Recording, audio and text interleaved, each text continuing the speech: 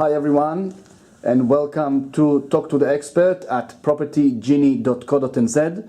Today we have with us Donaldson from Christchurch. Louis is the Canterbury Property Investors Association President and also a board member of the New Zealand Property Investors Federation.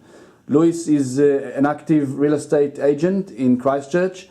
And today, Louis, we want to hear from you about when you have purchasers who go to buy properties in Christchurch, what sort of clauses you put in the agreement now that we are post-earthquake sales. Yes. What do you do and what's the requirements, whether it's from the lenders or from the bank, and which points should be taken care of and noticeable?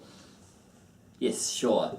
So we have had some significant changes to our contract since the earthquake.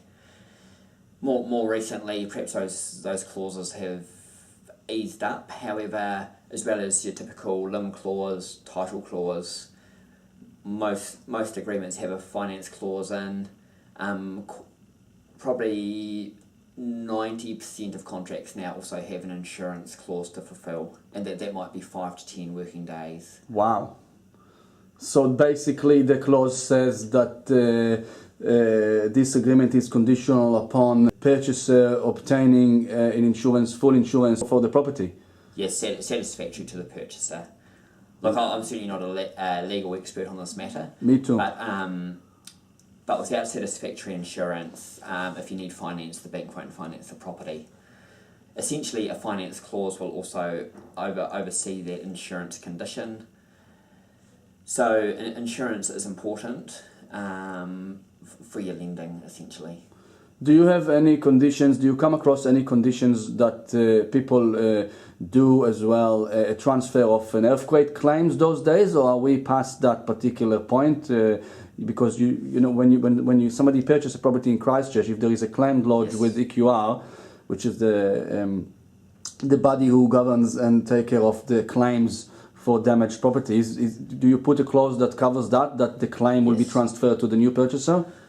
Look, a lot of the agreements do have that in.